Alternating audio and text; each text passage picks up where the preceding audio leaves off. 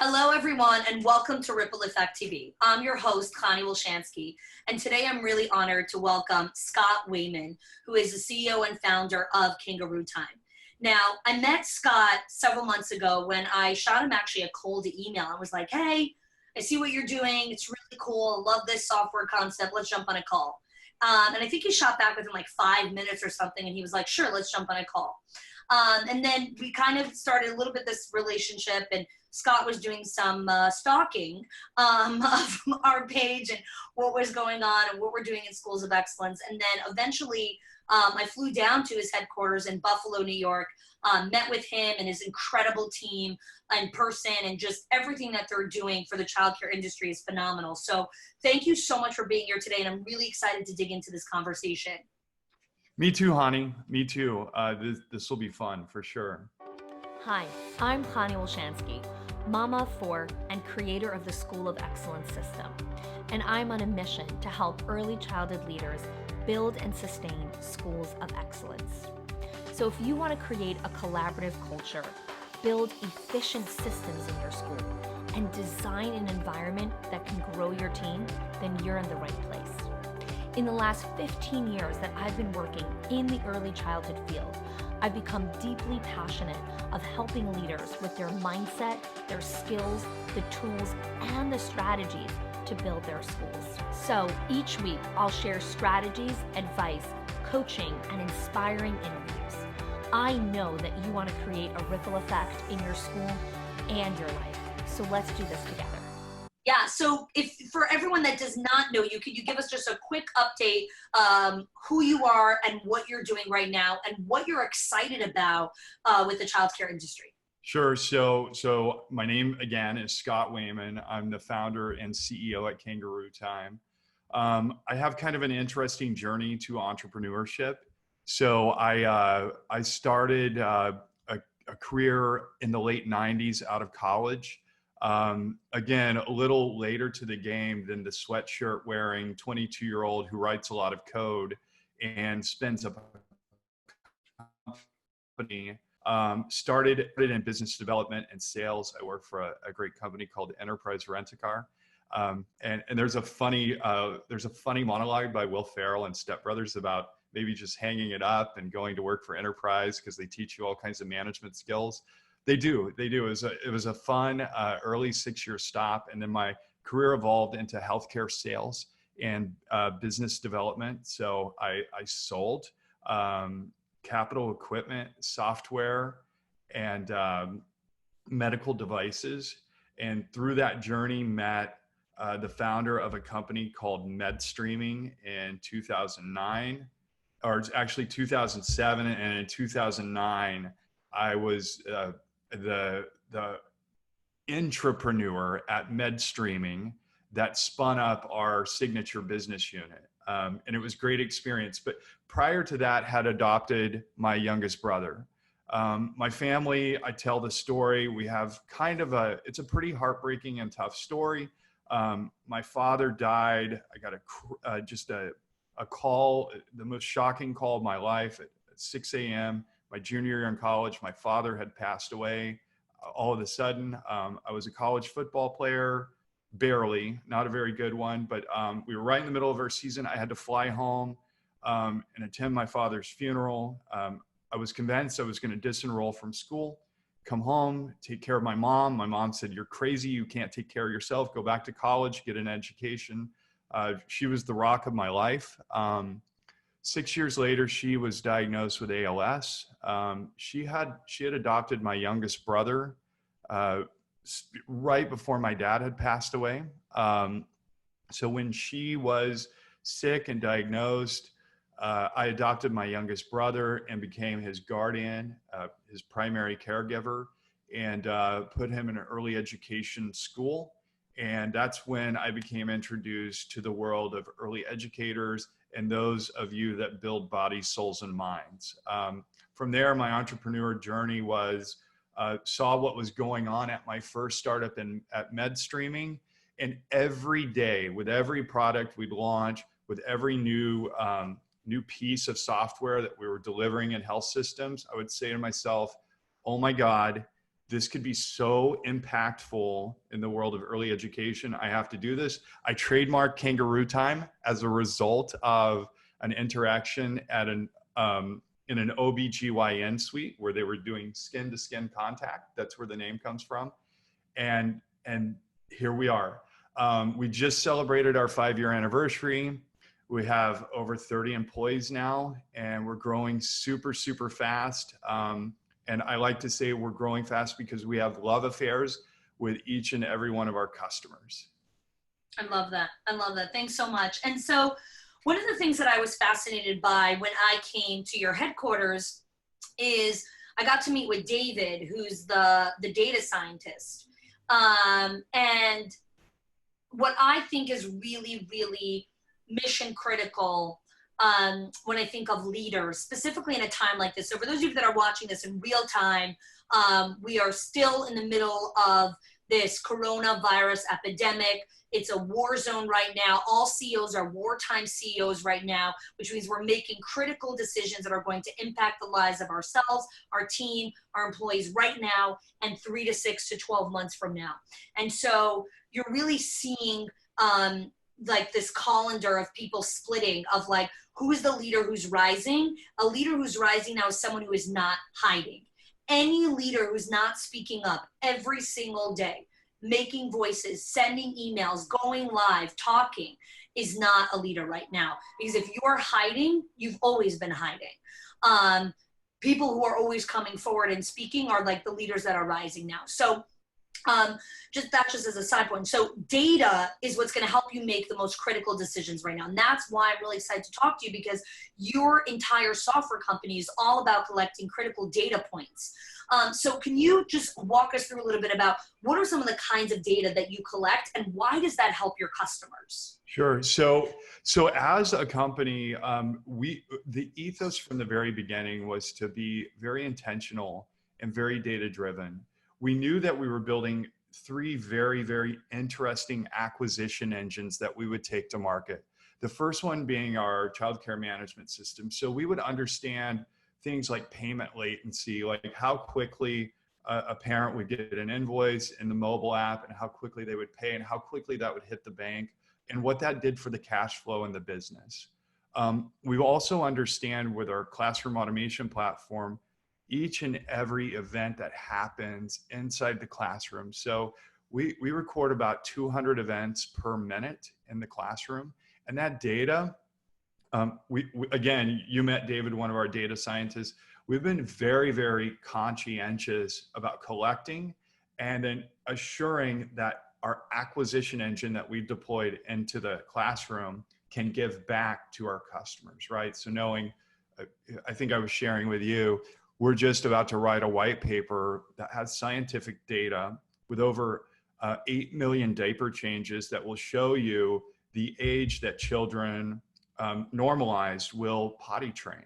And is that super powerful? Is that going to change the world? No, but we're starting to collect and create acquisition engines inside the classroom that will give us data back that allow us to do things like understand the efficacy of an educator at point of care. Also understand the dynamics of the classroom. I think as the data science models and the machine learning models get more and more prolific and more mature, and we get better at deploying acquisition engines inside the classroom or inside our suites of software, the data only becomes more and more powerful. So a big one, for us, we really started becoming disciples of being a data-driven and actionable intelligence culture inside the company.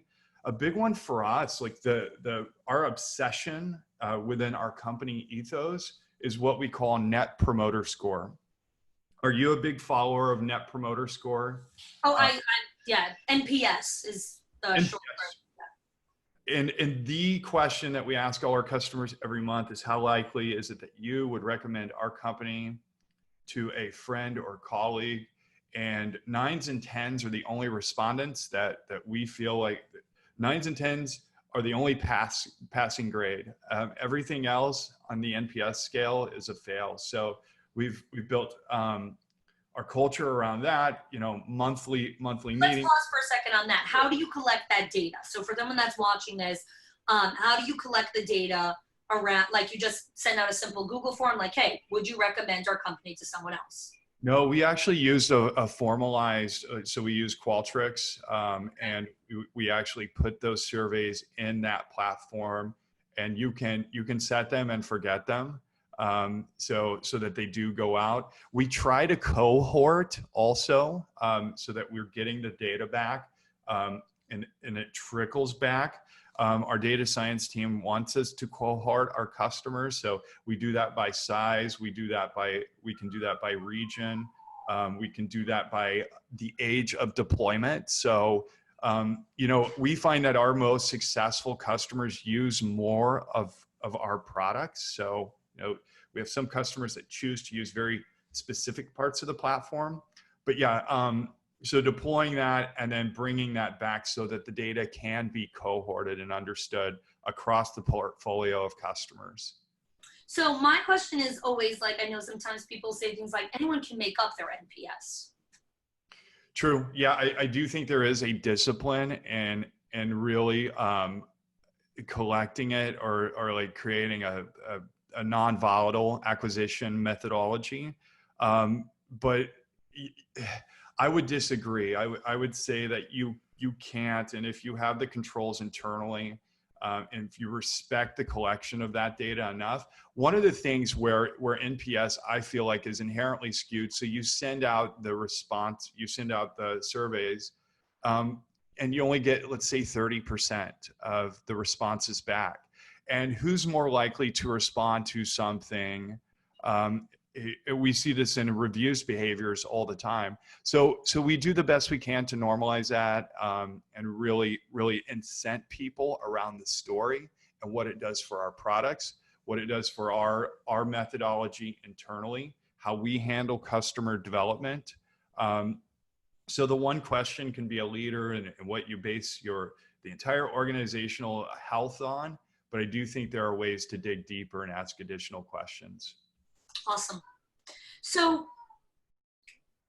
tell us a little bit about, I know you're collecting data around like what's happening in the classroom, the diaper changing that's happening, the parent communication that's happening.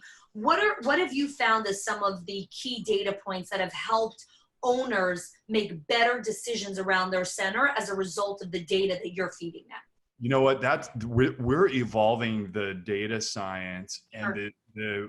the value of the data every day. I'll tell you one of the things though that in this time has been super relevant and something that we saw a 66% improvement on, or a 66% enhancement on quarter over quarter. So from Q4 2019 to Q1 2020, we saw 66% more usage of our owners, directors, and teachers using messaging, our messaging platform, to communicate with families. Now, we're doing some slicing and dicing and trying to figure out, okay, was this at the tail end of the quarter where we saw all this coronavirus and all this pandemic activity where there needed to be a heightened sense, or did we do something in our chat/messaging app to make this a little bit more usable and a little bit more attractive for our customers to lean on?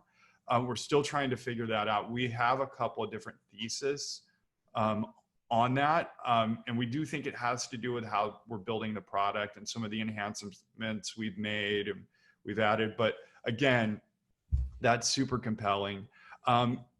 So when the pandemic mania, when the panic started around the pandemic, we opened up a Facebook group immediately and said, guys, come here. We're going to share with you real data.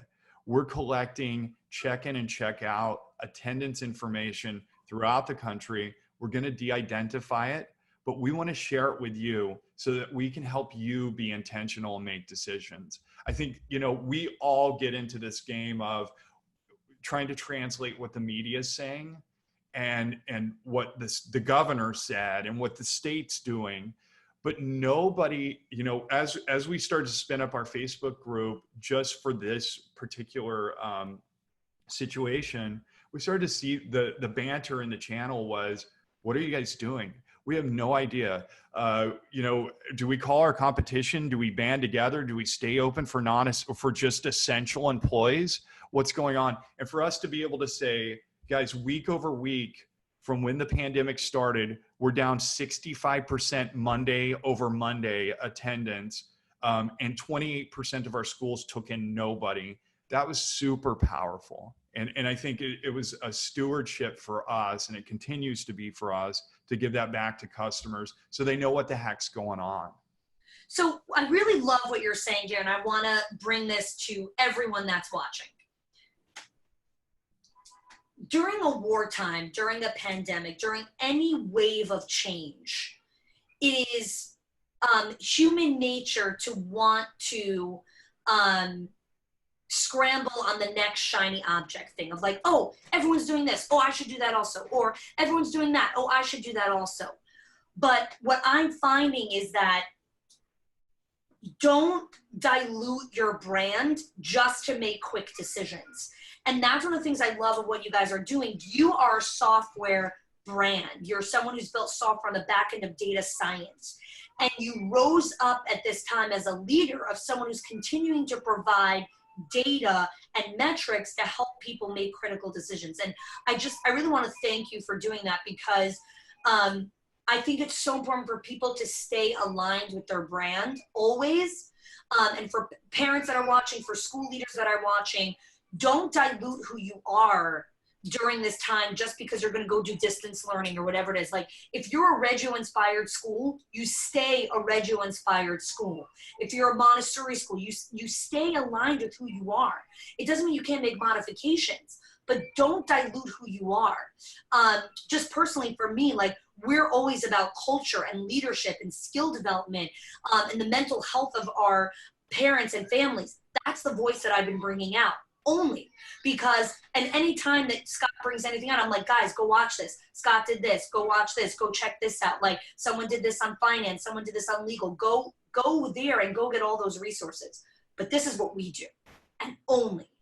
So I just thank you for staying aligned. I think you say something really interesting. I think whether we've known it or not, whether we codified it into our core values or our mission statement, I think we've always had an actionable mindset. And I think we mimic and we've kind of like personified that from our customers, because they're all so customer centric, right? I mean, each and every one of our customers wants to do nothing more than to serve families. And I think it's holistic, right? And it's a company-wide strategy that puts your customers at the center of everything you do. Yep. Absolutely everything. So for us, our customers have been so good to the families they serve. And I think being that modality that allows them to communicate, the privilege there, like the honor, the humbling experience, I think it really drives you into an actionable mindset to do, like, how can we help? How can we block and tackle for these entrepreneurs and help them? And I think it's the personification of the people that we get to serve every day, the thousands of centers. Sure. And again, I think it's powerful to remain aligned with like who you are, what you do, and and what's happening. So I'd love to hear a little bit more about when you're communicating, like not when you're communicating, when you were rolling out this new product. Taking a little left turn here, there's always uncertainty about trying something new or developing something new in the market. And for the school leaders that are watching this, I know that sometimes we're making decisions around a new initiative that we want to start, or a new product, or a new system that we're creating. What has helped you navigate some of the hardest decisions that you've needed to make in a startup? Like, what were some of your top 1 or 2 strategies that you leaned on? So methodology for sure. So I think I'm classically trained in product development, just through experience and launching, over my career, more than 30 different software products.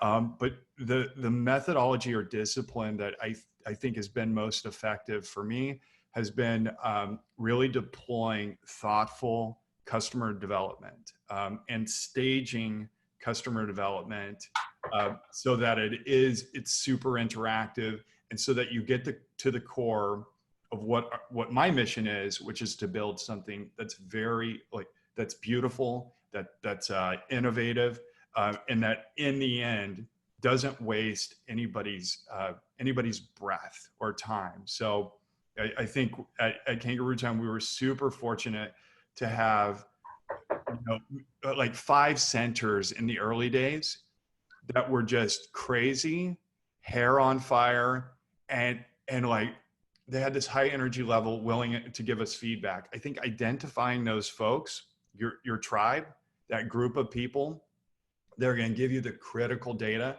to build a business and to partner with you.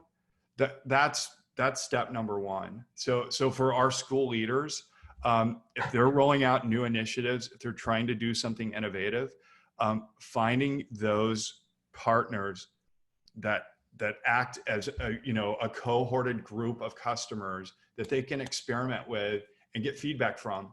You know how many times we failed in that relationship because we don't really have the right customer. We don't have the customer that can extend the effort to give us that feedback. It's kind of a sweet science, and it's a 2-sided relationship. So 1, you have to be willing to deploy a process to collect the information to get to better results.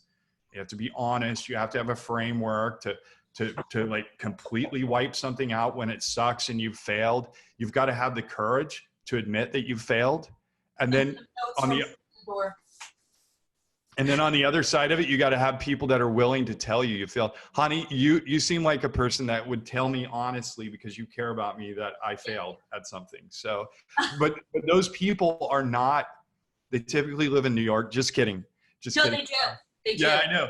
But no, those people it's a particular archetype, and you have to find them. Yeah. So it's funny because we have a whole training called the Parent Archetype Training, which dials in on the 4 types of parents that there are. And one of the archetypes is the gatekeeper. And the gatekeeper is the parent who will, 1, open all the gates for you because they have the keys to the kingdom. They're friends with everyone. They're the class parents. And I call them the gatekeepers because they will sit down with you for 45 minutes and give you feedback or give you data that you want of how to make your product better. You have to be ready to listen and take feedback. But I love what you're saying here. I want to share just one quick tip here is you can only grow if the first step to know if you can grow is if you know how to accept a compliment with grace. If you cannot accept a compliment with grace, you cannot accept feedback and take action with it. And so whoever's watching this and is like, oh, I want to grow, I want to make my school better, I want to, build a company like Scott and have this great, whatever it is, check yourself and ask yourself, can you receive a compliment with grace? And that means when someone says, I like your shoes, you say, thank you. You don't say, oh, I got these in a thrift store. No, that's deflecting the compliment. Accept the compliment with grace. So I love that. Honey, I'll add to that too. There's also kind of like this bull in China shop, or like this burrow through it mentality that you have to have, but you also have to have very big ears. So yes. As you're burrowing through all the friction and you're trying to change the world, and for me, it was investors were saying, you're stupid for doing this. And you're sure. that. And that discernment. And again, that's where that close bond is so critical with your gatekeepers, because the gatekeepers will tell you, and you will get crazy gatekeepers that will tell you that might kind of like tempt you to veer, but it's kind of that weird that weird infusion of both like just being stubborn and, Yep. and grinding through, but also like listening for the nuggets of gold. And I think the tighter your process is, the more familiarity you have with your great gatekeepers, the better. 100%. And you'll always have people who don't like your product, so you can't be for everyone. Right. Period. You cannot be for everyone. And so don't try to be. So I have a couple of quick rapid fire questions for you before I ask you to tell us where people can go to find out more about Kangaroo-Time. So one of the questions we always ask our guests is, what is a new skill that you are in the process of developing right now for yourself personally? Scott? Okay. So I'm huge on self-improvement. I do an hour. I've done since 2009. I've done an hour of cardio every day. So I'm working on. This sounds really ridiculous, but on some more core strength. Good. So I'm working on the like weird looking lunges, a lot of jumping and plyometrics, stuff I haven't done since I was an athlete in college. So physical stuff. On the professional side, I'm doing a ton of diving into the Stimulus Act and you know all the things that have come down. In fact, we just did a webinar for our owners. Yep. I've never received. We had nearly 1,000 people on it. It was amazing, and I've never received so much love in my email. So. It's one of those things that we've leaned into because we had to, but the knowledge has been pretty amazing, and being able to share it with our customers has been cool. That's amazing. And I love that you've been able to do that. So I appreciate what you're doing for the childcare industry. What is a book that you're reading right now? Okay. So I'm in the middle of a few. Okay. You could just share one. There's I'm in the middle of like from project to product. So it's our team's actually reading it. It's a book about methodology and building product, and it's really interesting because it takes on like how BMW builds their cars and their supply chain, and the wheels start turning, and the ADD Scott gets so entranced and reading that. But yeah, we've been at a dinner party and I've gone through. Yeah, don't tell us all the books. This is a good one. I like it. Scott's a great person to have dinner with. What is one of the podcasts that are on your iTunes right now? Okay. So an interesting one would be the Game Show Killer. I started listening to it about 6 weeks ago, and I started listening at the beginning, and it has a weekly, and it's about a serial killer that you've never heard of, that was actually on the dating game, and like right in the middle of it's really fascinating, and it has like a high production value, and it's a real escape. So put the earbuds in, and it has scary music and a dude with a creepy voice that narrates it. So it's so fun, but it's not. You see, it's not for everyone. I would not for everyone. Yeah.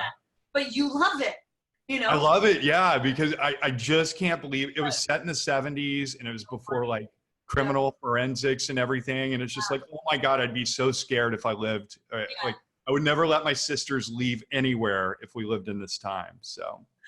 So what is a good question that a client or a friend has asked you recently? Some of them have been so existential. So I was just at a meeting in Florida, and the question at dinner came up, like, what are we here for? Like, what are we doing for our customers? And like, what's the real motivation? Like when we think about it, like, is it to help childcare owners build their businesses? Is it to, do we have kind of like this existential responsibility to democratize education? Is this what yeah, that's from one of our affiliate partners that's down in Florida. Awesome. I love that. I love hearing different kinds of questions. I always feel like the quality of the questions really determine the quality of your life.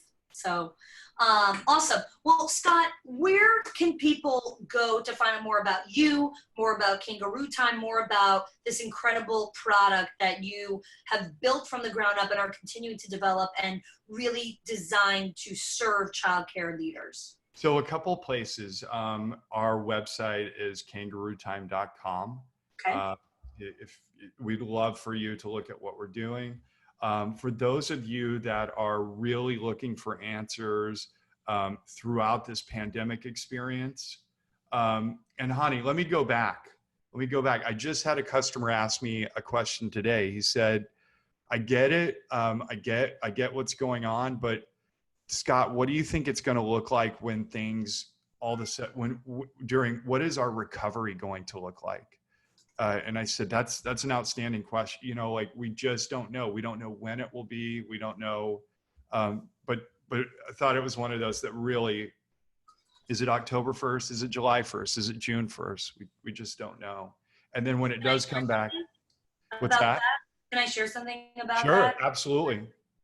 So Oprah was interviewing a Holocaust survivor who's in her late 90s. I don't know if you saw the interview.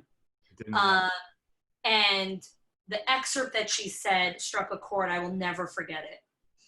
She said her life has always been divided into pre-World War II and after World War II as a survivor. She goes, people who were in the World Trade Center will forever divide their life by pre-9/11 and after 9/11. Anyone that survives this time period will forever define their life by pre-COVID-19 and after COVID-19. The trauma, the effect, the grief, the loss, the economics, everything, all our relationships will forever be defined by pre and post. And to me, that was such a significant indicator of what recovery is truly going to look like when it starts. So I just wanted to share that with you because, again, just as a leader in this industry, like this is what people are grappling with. Honey, I think we're all looking at a new normal. You know, and again, I was about to plug our Facebook group. Yes, please join. It's called KT Connect. And we'll leave the comment. We'll leave that all in the show notes. So yeah. Childcare Connect. And I think our goal as a company, and again, I won't digress too far, but our goal as a company 3 weeks ago was customer acquisition, growth, meet as many new customers as we can find. And then that just stopped. It just stopped all of a sudden. And we decided, who cares if we grow another center this year? We don't care. We need to go into advocacy mode for our customers. And we need to be a part of the solution. We need to, like, our marketing team is not out there acquiring new customers. They're trying to find programming for our centers so that we all survive. And like what we were talking about before, so that we all come back and we all understand the new normal. I think one of the next big pieces of programming I'm doing, and something I'm passionate about, because my wife's a nurse on the front lines and she comes home every day. She goes to work every day and she can't get through the doors unless she has her temperature taken. And then she goes, they don't have enough equipment. They're really under resourced. But I think as the childcare industry comes back and recovers, you, me, we need to be advocates and helping them understand what the new normal is, what the science is all about. Can we put together webinars with infectious disease physicians that give their teachers best practices and keep them safe so that we're all safe and that we can all be with our families, you know, in the best ways. I think the biggest effect that I've been talking about already now, and then I'm going to talk about in the future, is the mental health of all of our people, marriages, violence, abuse, domestic abuse, like all of this stuff is already on the rise from the reports that are coming in. And I think where I'm coming from constantly as school leaders is that is the curve that we have to flatten. like the rise of child abuse, the rise of domestic abuse, the rise of suicide and mental health. Like, we have so much direct contact with parents and children and all of that. We have a responsibility to be part of flattening that curve. Like, just like your wife who's a nurse, she has a responsibility in the front lines. We are frontline workers. We have a responsibility to the mental health insanity and how this is going to affect children in 10 to 15 years from now. How this trauma and this time in their life is going to affect them tremendously. We're part of that. So anyways, I could talk to you forever. Same. Hey, and on that, let's do another session sometime. I'd love to do one on just the family and mental health and what early educators mean to that entire ecosystem. Yes, 100%. Scott, it's been amazing having you on the show. So excited to connect with you. Always great speaking. Please go check out his website, kangarootime.com. We have all of the links in the show notes. And wishing you a great day. Always great jamming. All right, thanks, Hani. Awesome. If you like this video, make sure to subscribe using the bell so that you get notifications when we release videos twice a week.